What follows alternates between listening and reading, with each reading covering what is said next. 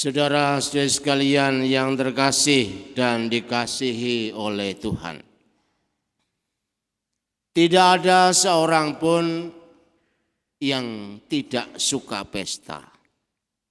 Entah karena makanannya enak, entah karena suasananya meriah, entah yang sehat-sehat saja, entah yang mungkin terserang asam urat. Semuanya suka pesta. Bahkan yang terserang malah lebih suka pesta. Mengapa manusia itu suka pesta? Jawabannya adalah manusia telah biasa hidup menderita.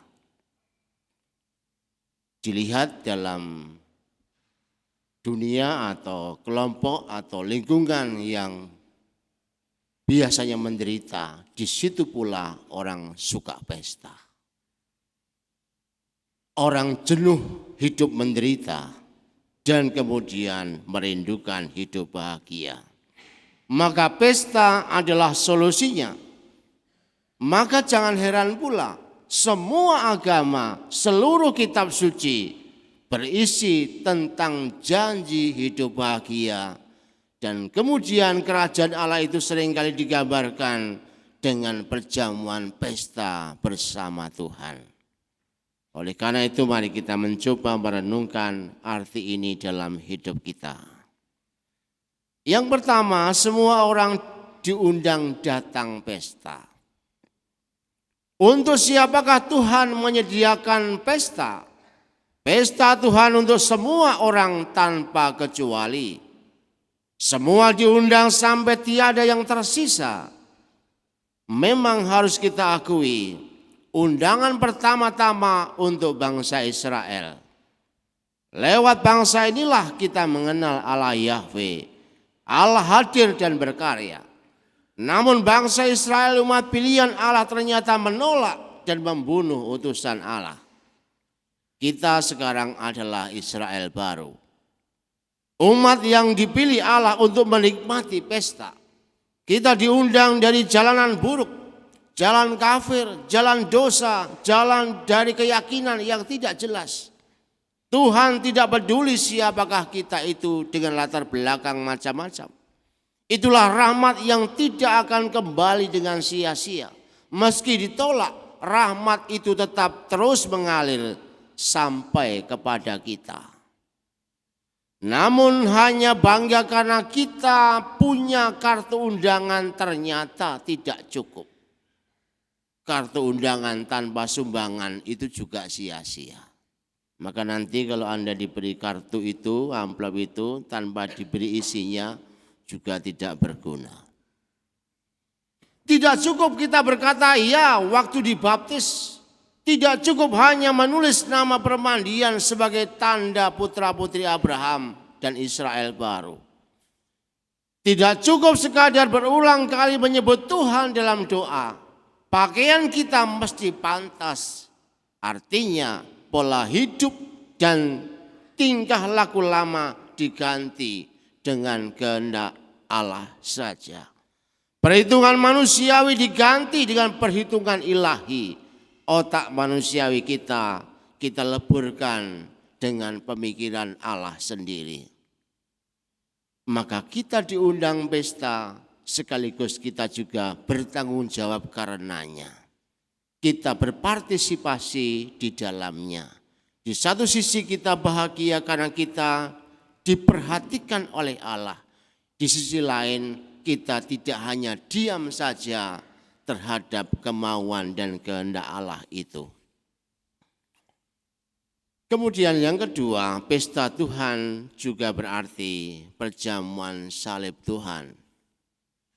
Pesta besar disediakan oleh Tuhan bagi kita. Keselamatan diberikan kepada kita. Kebahagiaan ditawarkan untuk kita. Kita telah ditebus dan dijadikan anak-anak Bapa. Kita mempunyai hak untuk ikut merasakan kegembiraan dan kebahagiaan di surga. Namun harus kita ingat, pesta Tuhan ini tidak berarti membebaskan kita dari salib dan derita. Justru dalam salib kita diberi harapan akan masa depan. Lewat derita kita diberi harapan untuk hidup bahagia. Inilah janji Tuhan. Tuhan akan memenuhinya nanti. Ikut Tuhan tidak berarti langsung bebas merdeka. Segera ringan dan derita jadi kurang. Sama sekali tidak. Malahan lewat segala derita dan salib itu, orang bisa masuk ke dalam pesta Tuhan. Oleh karena itu, bila Anda sekarang ini sakit, atau usaha Anda gagal, atau mungkin pacar Anda hilang, lantas berdoa dengan kusuk, tetapi belum juga ada titik terang, jangan lantas linglung dan kemudian iman melayang. Bisa jadi Tuhan mau mengajak kita semua untuk berjalan menuju pesta dengan cara yang seperti itu. Ternyata peristiwa-peristiwa yang tidak mudah untuk dialami itu juga bisa jadi sebagai cara Tuhan untuk membuat kita semua merasakan sungguh pesta kebahagiaan yang Tuhan sediakan. Orang-orang suci banyak menderita. Dan itu memberi pelajaran penting untuk hidup kita. Bahwa janji Allah itu akan terbukti nyata. Derita adalah jalan yang harus kita tempuh untuk menuju pesta. Kemudian pesta dalam kerangka Hari Pangan Sedunia hari ini. Data FAO menunjukkan di dunia ini ada 345 juta penduduk yang mengalami krisis pangan dalam skala tinggi. Skala tinggi itu artinya mendekati kelaparan atau bahkan kelaparan. Di Indonesia ada 5,9% atau setara dengan 16,5 juta orang mengalami kurang gizi. Moga-moga tidak termasuk Anda sebagian. Tapi yang jelas 5,9, angka yang sangat besar. Tahun 2022 sebesar 5,9% dari total penduduk atau sekitar 16 juta itu benar-benar dalam situasi yang buruk. Kemudian diperparah lagi oleh ancaman kelaparan di mana-mana yang diperburuk dengan kenaikan suhu akibat cuaca El Nino. Status kesehatan masyarakat kemudian terancam dan angka prevalensi stunting balita 21,6%. Maka tema HPS-nya tahun ini adalah solidaritas pangan sehat untuk generasi bebas stunting. Mari kita mencoba menghubungkan antara data ini dengan kata-kata kitab suci. Tadi kita mendengarkan bahwa pesta perjamuan Tuhan adalah sebuah undangan. Relevansinya ialah kita tidak mengabaikan undangan seperti orang-orang Israel yang mengabaikan undangan dengan sibuk sendiri bahkan membunuh para utusan disebutkan itu. Sekaligus juga yang diam saja dan tidak terlibat atau tidak berpakaian pesta tadi, dua-duanya itu tindakan yang tidak benar.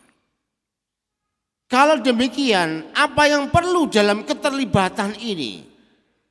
Paling kurang umat Katolik dapat meneruskan kebiasaan-kebiasaan yang baik dalam mencoba untuk membuat orang sekitarnya itu benar-benar bebas dari situasi ini. Sebagai contoh yang konkret disebutkan oleh Paus Fransiskus adalah makanlah sampai titik nasi terakhir.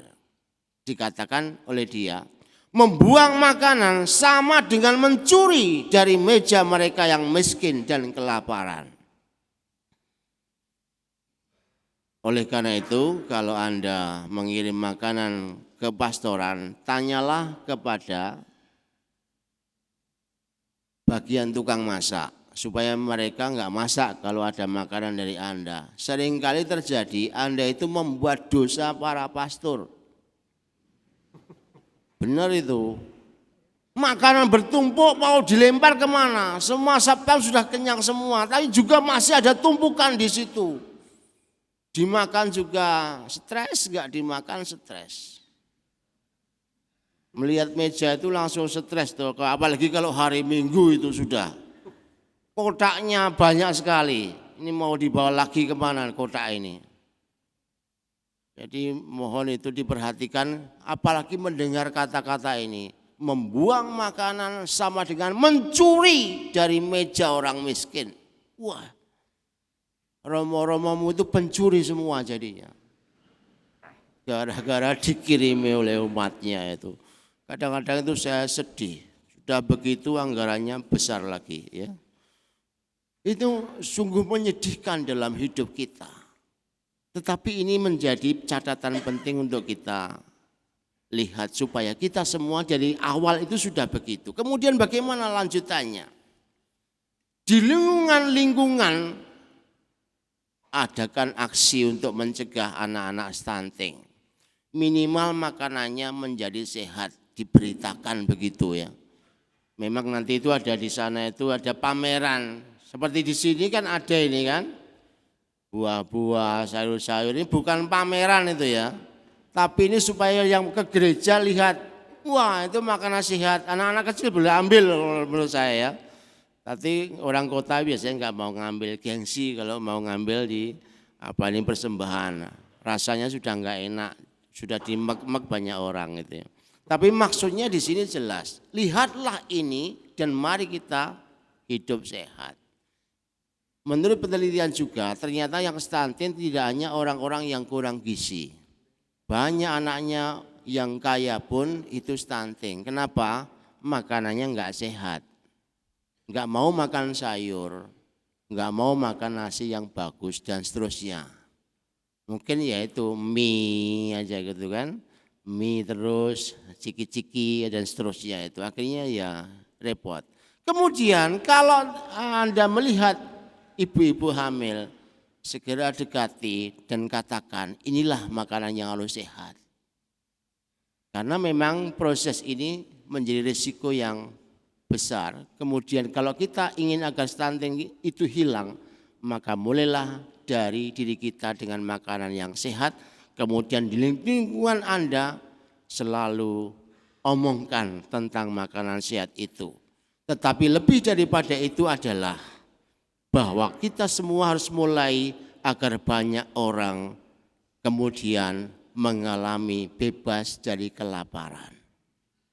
Dan terutama juga bebas dari sekarat karena tidak bisa makan. Oleh karena itu mulai hari ini selalu berpikirlah bahwa di dunia lain ada 340 juta orang yang kelaparan. Maka kalau pulang gereja jangan pikir saya nanti mau makan apa ya hari ini. Itu berarti uang Anda banyak. Tapi pikirlah semoga saya hari ini bisa makan. Berarti uang Anda meskipun banyak tapi mengandalkan Tuhan. Ya moga-moga Anda menjadi orang yang tidak sama berdosa dengan para romonya tadi. Karena pikiran Anda itu selalu berpikir nanti mau makan ke restoran mana ya ini? Nah berarti uang Anda banyak. Itu orang yang gak andalkan Tuhan. Tapi orang yang andalkan Tuhan, semoga makanan hari ini membuat aku selalu ingat bahwa ada Tuhan dan masih banyak orang yang kelaparan. Moga-moga dengan demikian kita diajak untuk pesta, tetapi kita juga diajak untuk merenungkan bahwa hidup kita mesti terlibat. Maka dengan demikian Allah yang baik itu diwujud nyatakan, bukan hanya Allah yang dikatakan lewat suara-suara mimbar. Hidup Anda dipanggil untuk menjadikan pewarta bagi kehidupan dunia, terutama dalam kondisi yang tidak baik, bahwa Allah masih mengasihi hidup Anda semua dan hidup orang-orang yang dalam kondisi penderitaan. Sebab orang-orang yang menderita seringkali mudah untuk kehilangan Tuhan. Dan Anda semua mesti bertanggung jawab atas hal itu. Tuhan memberkati.